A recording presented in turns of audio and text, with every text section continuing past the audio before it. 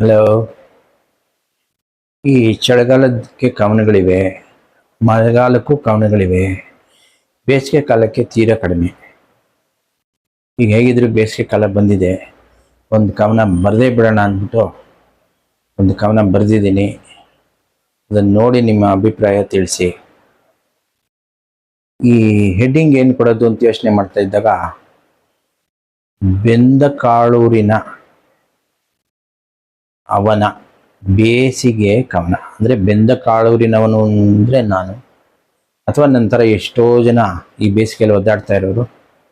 ಅದ್ರ ಬಗ್ಗೆ ಈ ಕವನದ ಒಂದಷ್ಟು ಸಾಲುಗಳು ಇವೆ. ಮಾತನಾಡುವ ಶೈಲಿ, ಒತ್ತಕ್ಷರಗಳೆಲ್ಲ ಸೇರುತ್ತೆ, ಒಂದೆರಡು ಇಂಗ್ಲೀಷ್ ಪದ ಸೇರುತ್ತೆ. ಹಾಗಿದೆ, ಅದನ್ನ ಕೇಳಿ. ಬೆಂದ ಕಾಳೂರಿನವನ ಬೇಸಿಗೆಯ ಕವನ. ಫ್ಯಾನ್ ಹಾಕಿದ್ರು ಎಲ್ಲ ಕಡೆ ಬಿಸಿಯಾದ ಗಾಳಿ ಬೀಸಿ, ಈ ಕಾಲಕ್ಕೆ ಬೇಕು ನಮಗೆ ಬಚ್ಚಲ ಮನೆಗೂ ಒಂದು ಎಸಿ. ಅನ್ನಿಸ್ತಿದೆ ಬೆಂಗಳೂರಲ್ಲಿ ಬೇಸಿಗೆಗಿಂತ ಚಳಿಗಾಲನೇ ವಾಸಿ. ಒಣಗುತ್ತಲ್ಲ ಎಲ್ಲೆಂದ್ರಲ್ಲೇ ಆವಾಗ ಒಗೆದಿರೋ ಬಟ್ಟೆ, ಬಿಸಿಲಲ್ಲೂನು ಹಾರುತ್ತಲ್ಲ ಮಕರಂದ ಹೀರೋ ಚಿಟ್ಟೆ. ಖಾಲಿ ಆಯ್ತು ಪಾರ್ಕಿನಲ್ಲಿ ಮುದುಕರು ಕೂರೋ ಕಟ್ಟೆ. ವಿಜ್ಞಾನಿಗಳು ಹೇಳ್ತಾರಿದು ಎಲ್ನಿನೋ ಪ್ರಭಾವ, ಎಲ್ಲಿನೋ ಅಲ್ಲಾನೋ ಅನ್ನ ಪ್ರೇಮಿಗಳಿಗಿಲ್ಲ ಅಭಾವ. ಏನೇ ಆದ್ರೂ ಬೀದಿ ತಿಂಡಿ ತಿನ್ನೋದೇ ಅವ್ರ ಸ್ವಭಾವ. ಸೋಮನ ಕುಣಿತಕ್ಕೂ ಕಾಮನ ದಹನಕ್ಕೂ ಬರಲಿಲ್ಲ ಮಳೆರಾಯ. ಉಳಿಯುವುದೆಂತು ಬಿಸಿಲಿನ ಬೇಗೆಗೆ ರೈತರ ಬೆಳೆ ಬೇಸಾಯ. ಬೇಕು ನಮಗೀಗ ಶಾಖವ ಹೀರಿ ಚಳಿಗಾಲದಲ್ಲಿ ಬಿಡೋ ಒಂದು ಉಪಾಯ.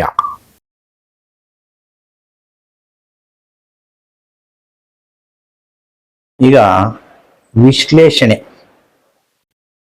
ಬ್ರೀಫ್ ಆಗಿ ಹೇಳ್ತೀನಿ, ಕೆಲವು ಸಾಲುಗಳದ್ದು ಎಲ್ಲ. ಹೆಡ್ಡಿಂಗ್ ಬಗ್ಗೆ ಆಗಲೇ ಹೇಳಿದ್ದೀನಿ.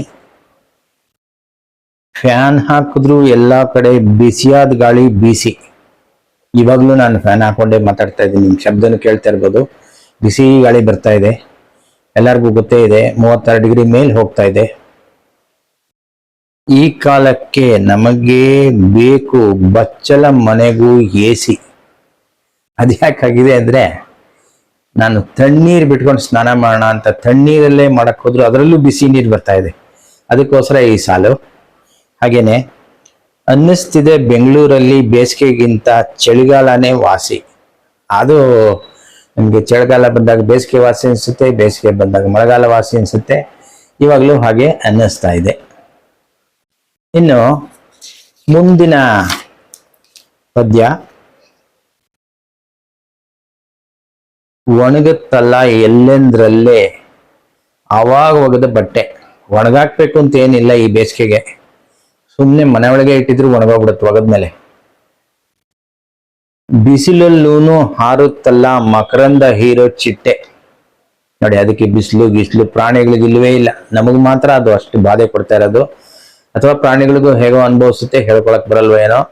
ಒಟ್ಟಿನಲ್ಲಿ ಕೆಲವಂತೂ ಆರಾಮಾಗಿ ಹಾರಾಡ್ತಾ ಇರುತ್ತೆ. ಖಾಲಿ ಆಯ್ತು ಪಾರ್ಕಿನಲ್ಲಿ ಮುದುಕರು ಕೂರೋ ಕಟ್ಟೆ. ಅಂದ್ರೆ ಮಧ್ಯಾಹ್ನದ ಹೊತ್ತು ಅಥವಾ ಬೆಳಗಿನ ಹೊತ್ತು ಕೂತ್ಕೊಂತಾ ಇದ್ರು, ಈಗ ಬಿಸಿಲಿನ ತಾಪದಿಂದ ಅಲ್ಲೆಲ್ಲ ಖಾಲಿಯಾಗಿ ಹೋಗಿದೆ. ಅವ್ರಿಗೆ ಇದರ ಪ್ರಭಾವ ಹೆಚ್ಚಾಗಿ ಆಗುತ್ತೆ ಅಂತ ಅನ್ಸುತ್ತೆ. ಹಾಗೇನೆ ಮುಂದಕ್ಕೆ ಹೋಗ್ತಾ ಯಾಕೆ ಹೀಗಾಗ್ತಿದೆ ಅನ್ನಕ್ಕೆ ವಿಜ್ಞಾನಿಗಳು ಹೇಳ್ತಾರೆ ಇದು ಎಲ್ನಿನೋ ಪ್ರಭಾವ.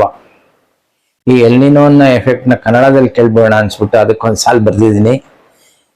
ಎಲ್ನಿನೋ ಅಲ್ಲಾನು ಎನ್ನೋ ಪ್ರೇಮಿಗಳಿಗಿಲ್ಲ ಅಭಾವ. ಅವ್ರಿಗೆ ಬಿಸಿಲಾಗ್ಲಿ ಮಳೆ ಆಗ್ಲಿ ಚಳಿ ಆಗ್ಲಿ ಅವ್ರ ಪಾಡ್ದವರು ಪ್ರೇಮ ಪಾಶಕ್ಕೆ ಈ ಬಿಸಿಲು ಏನು ಅಲ್ಲ ಅನ್ನಕ್ಕೆ ಒಂದು ಸಾಲು. ಏನೇ ಆದ್ರೂ ಬೀದಿ ತಿಂಡಿ ತಿನ್ನೋದೇ ಅವ್ರ ಸ್ವಭಾವ. ಅದಕ್ಕೋಸ್ಕರ ನಾನು ಒಟ್ಟಿಗೆ ಹೋಗೋಣ ಅಂತ ಬರ್ತಾರೆ. ಕೆಲವ್ರು ಮಧ್ಯಾಹ್ನವೇ ತಿಂತಾರೆ, ಕೆಲವ್ರು ಸಾಯಂಕಾಲ ತಿಂತಾರೆ. ಪಾನಿಪುರಿ ತಿಂದೇ ಇದ್ರೆ ಅವ್ರಿಗೆ ಲೈಫೇ ಇಲ್ಲ ಅನ್ನೋದು ಒಂದು ಸಾಲು. ಮುಂದೆ ಈ ಸಲ ಮಳೆ ಬರಲೇ ಇಲ್ಲ. ಸಮ್ಮರ್ ಶವರ್ಸ್ ಅಂತ ಬರೋದು, ಅದು ಬರಲಿಲ್ಲ. ಸೋಮನ ಕುಣಿತಕ್ಕೂ ತೇರಲ್ಲಿ ಸಾಮಾನ್ಯವಾಗಿ ಬರೋದು, ಕಾಮನ ದಹನಕ್ಕೂ ಬರಲಿಲ್ಲ ಮಳೆ ರಾಯ. ಬಿಸಿಲಿನ ಬೇಗೆಗೆ ರೈತರ ಬೆಳೆ ಬೇಸಾಯ. ಉಳಿಯುವುದೆಂತು ನೋಡಿ ನಾವೆಲ್ಲ ಹೇಗೋ ಕೂತ್ಕೊಂಡು ಏನೋ ಮಾಡ್ತೀವಿ, ರೈತರು ಹೋಗ್ಲೇಬೇಕು, ಬೆಳಿಲೇಬೇಕು ಅನ್ನೋ ಪರಿಸ್ಥಿತಿ ಅವ್ರಿಗೆ. ಅವ್ರು ಬೆಳಿತಾ ಇರೋದ್ರಿಂದನೇ ನಮ್ಗೆ ಅನ್ನನಾರು ಸಿಗ್ತಾ ಇರೋದು. ಅವ್ರ ಬಗ್ಗೆ ಒಂದ್ ಸಾಲು. ಕೊನೆ ಸಾಲ ಜ್ಞಾಪಕ ಇರುತ್ತೆ ಅನ್ನೋಕ್ಕೋಸ್ಕರ, ಅದು ವೈಜ್ಞಾನಿಕ ದೃಷ್ಟಿಯಲ್ಲಿ ಕಂಡಿಡಿಯಲಿ ಅನ್ನೋಕ್ಕೋಸ್ಕರ, ಬೇಕು ನಮಗೀಗ, ಈಗ ಅನ್ನೋದು ಆ ಕಡೆಗೆ ಸೇರ್ಕೊಳುತ್ತೆ ಅನ್ನೋ ತರ, ಈಗ ಶಾಖ ಹೀರುವ, ಚಳಿಗಾಲದಲ್ಲಿ ಅದನ್ನ ಮತ್ತೆ ಬಿಡುವ ಉಪಾಯ. ಈಗೆಲ್ಲ ಹೀರ್ಕೊಂಡ್ಬಿಡ್ಬೇಕು, ಅವಾಗ ಬೇಸಿಗೆ ಕಮ್ಮಿ ಆಗುತ್ತೆ. ಅದು ಹಾಗೆ ಹೇಗೋ ಶೇಖರಿಸಿ ಇಟ್ಕೊಂಡಿರ್ಬೇಕು. ಚಳಿಗಾಲದಲ್ಲಿ ಅದನ್ನ ಬಿಟ್ಟು ಚಳಿನೂ ಸರಿ ಮಾಡ್ಬೇಕು. ಆವಾಗ ನಮ್ಗೆ AC ಹಾಕೋದು ತಪ್ಪುತ್ತೆ, ರೂಮ್ ಹೀಟರ್ ಹಾಕೋದು ತಪ್ಪುತ್ತೆ ಅಂತ ಒಂದು ಆಶಯ. ಎಲ್ಲ ಸಾಲುಗಳನ್ನ ಮತ್ತೆ ನೀವು ಓದ್ಕೊಂಡು ಈ ಕವನದ ಬಗ್ಗೆ ನಿಮ್ಮ ಅಭಿಪ್ರಾಯ ತಿಳಿಸ್ತೀರಿ ಅಂತ ನಂಬಿದ್ದೀನಿ. ಕೇಳಿದ್ದಕ್ಕೆ ಧನ್ಯವಾದಗಳು.